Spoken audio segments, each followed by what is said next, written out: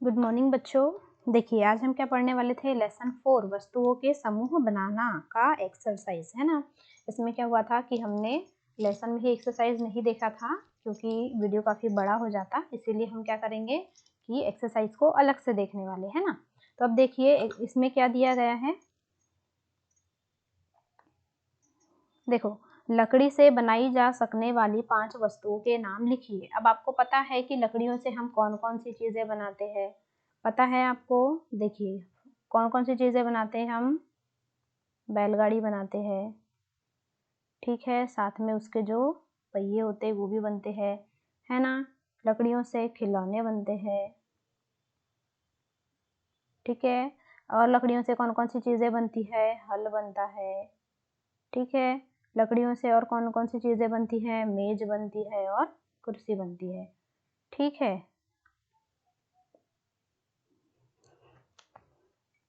तो कितनी चीज़ें हो गई, 5 चीज़ें हो गई है ना, जो कि हम कैसे बनाते हैं, लकड़ियों से बनाते हैं, ठीक है।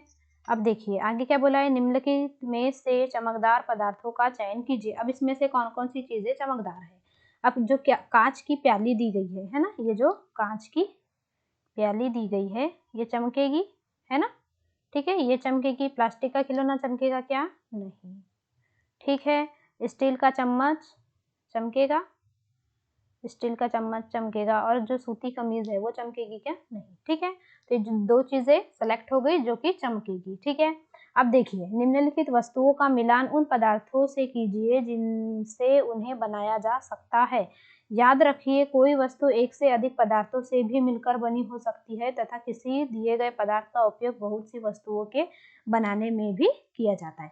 अब देखिए यहाँ पर क्या दिया गया है, ये वस्तुएं हैं और ये क्या है, पदार्थ है। अब ये वस्तुएं किस पदार्थ से बनी है ये हमको देखना है। अब जो पुस्तक है वो पुस्तक काय से बनती है, देखिए ऑप्शन में क्या है, कांच है, लकड़ी है, कागज है, चमड़ा है, प्लास्टिक है। तो जो हमारी पुस्तक है वो काय से बनती है, कागज से बनती है, ठीक है। ग्लास हमारी काय से बनेगी, ठीक है, कांच से बनेगी, लकड़ी से बनेगी, चमड़ा या प्लास्टिक से। तो हमारी कांच काय से बनती है, सॉरी हमारा जो गिलास है वो कैसे बनेगा, कांच से बनेगा। अब जो कुर्सी है वो कुर्सी लकड़ी से, चमड़ा से या प्लास्टिक से, कैसे बनेगी, लकड़ी, कुर्सी से, सॉरी जो कुर्सी है वो कैसे बनेगी, लकड़ी से बनेगी, ठीक है। कुर्सी प्लास्टिक की भी बनी होती है ना। अब खिलौना चमड़ा से बनेगा या प्लास्टिक से, तो जो खिलौना है वो कैसे बनेगा, प्लास्टिक से बनेगा और लकड़ी से भी बनता है, ठीक है। अब जो जूता है वो जूता कैसे बनेगा, चमड़ा से, ठीक है। मिल गई आपकी सही जोड़ी, ठीक है। अब आगे देखिए क्या बोला है, आगे बोला है कि नीचे दिए गए कथन सत्य है अथवा असत्य है, इसका उल्लेख करना है हमें, ठीक है।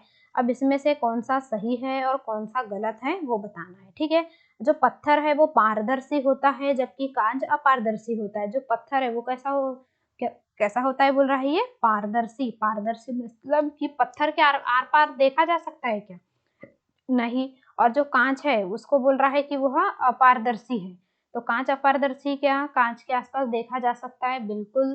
तो ये ऑप्शन कैसा है, रॉन्ग है, ठीक है। अब देखिए नोटबुक में धुती होती है जबकि रबर में नहीं होती।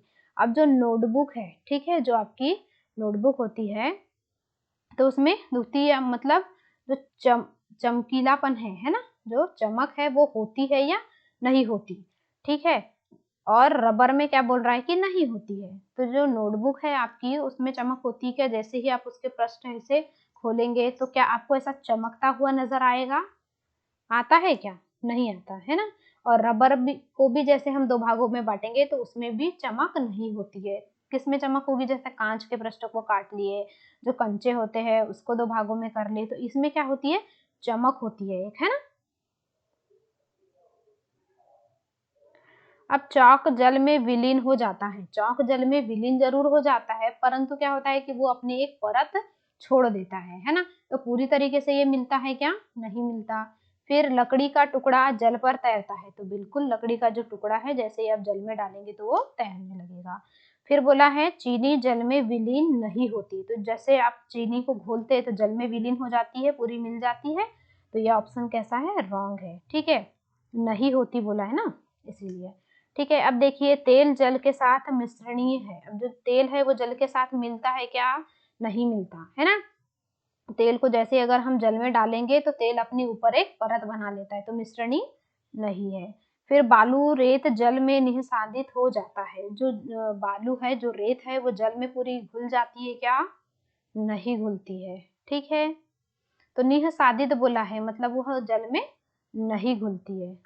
ठीक है, फिर सिरका जल में विलीन हो जाता है। जो सिरका होता है वो जल में पूरी तरीके से घुल जाता है। ठीक है, आपको इतनी चीजें समझ आ गई। अब आगे देखते हैं क्या बोला है कि नीचे कुछ वस्तुओं तथा पदार्थों के नाम दिए गए हैं। ठीक है, यहाँ पर कुछ वस्तुएं हैं और कुछ पदार्थ हैं। ठीक है, अब इसमें से जो वस्तुएं हैं और पदार्थ है उसको देखना है ना, कि कौन कौन सी वस्तुएं हैं। हम इसे मिटा देते हैं थोड़ा।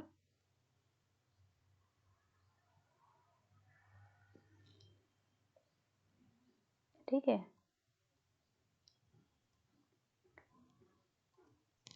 देखिए इसमें से कुछ वस्तुएं और क्या दिए गए हैं, पदार्थ दिए गए हैं। ठीक है, अब क्या बोला है कि इनको इस प्रकार समूहित कीजिए। इन्हें किस प्रकार के समूह में बनाना है? पहला दिया है गोल आकृति तथा अन्य आकृतियां। ठीक है, और बोला है कि खाद तथा अखाद।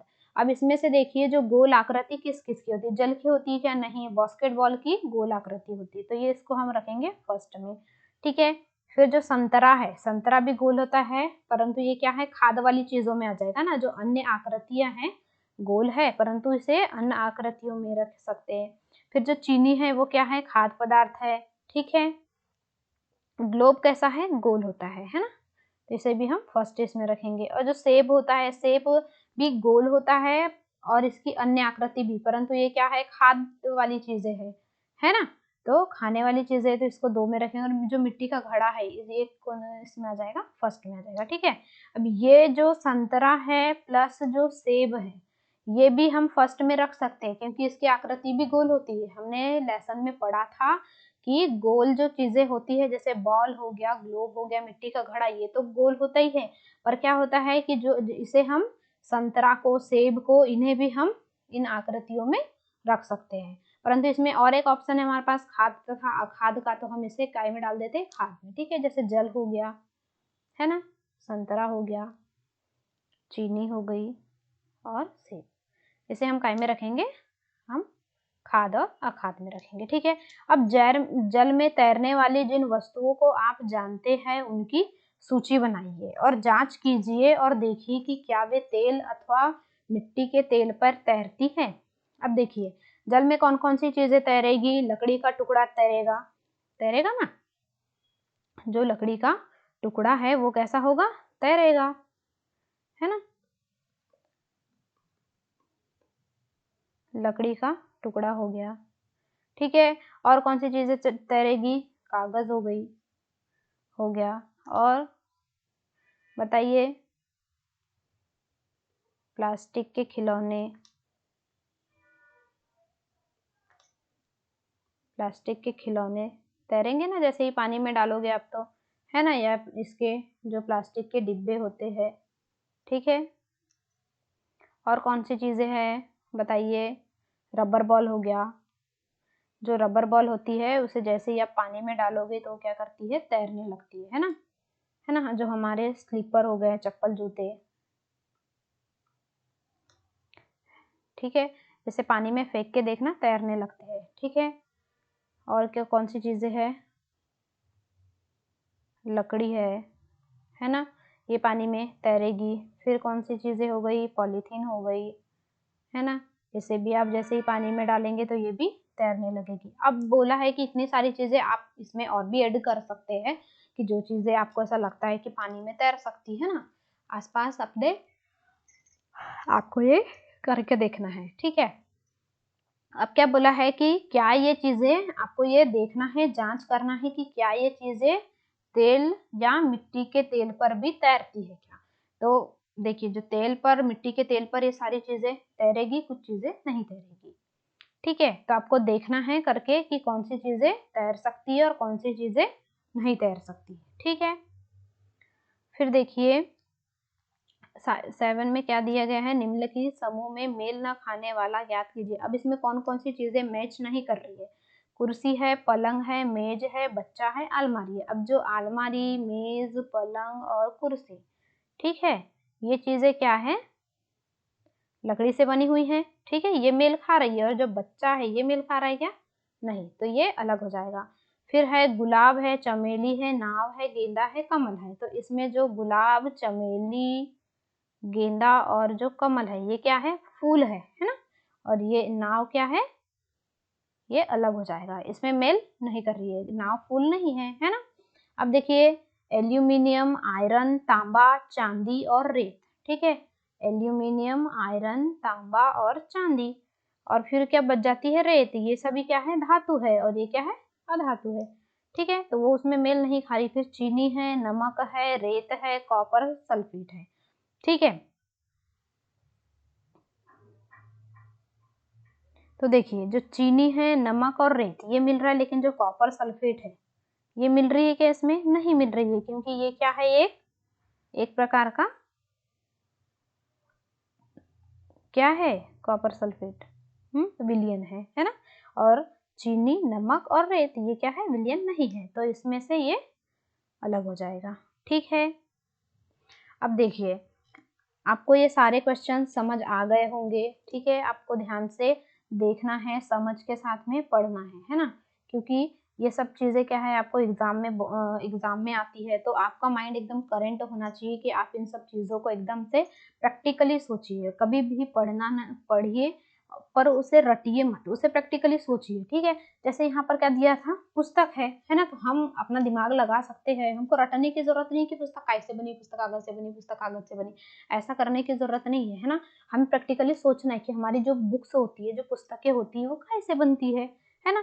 जो हम ग्लास यूज करते हैं घर में, वो स्टील से भी बनी होती है ना, और कांच से भी बनी होती है, ठीक है। तो ये सब चीजें क्या है, हमारे घर की ही चीजें और घर से रिलेटेड चीजें हैं और आसपास की ही चीजें हैं, तो हम इन चीजों को देखते हैं, ठीक है। जो कुर्सी होती है वो कैसे बनी होती है, ये सब चीजें जो है क्या है, आसपास की चीजें हैं, और इसे हमें प्रैक्टिकली सोचकर बनाना है, ठीक है।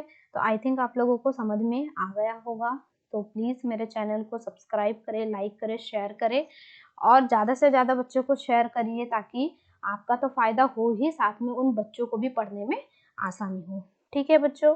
अब मिलते हैं चैप्टर नंबर 5 के साथ, ठीक है। तब तक के लिए बाय बाय।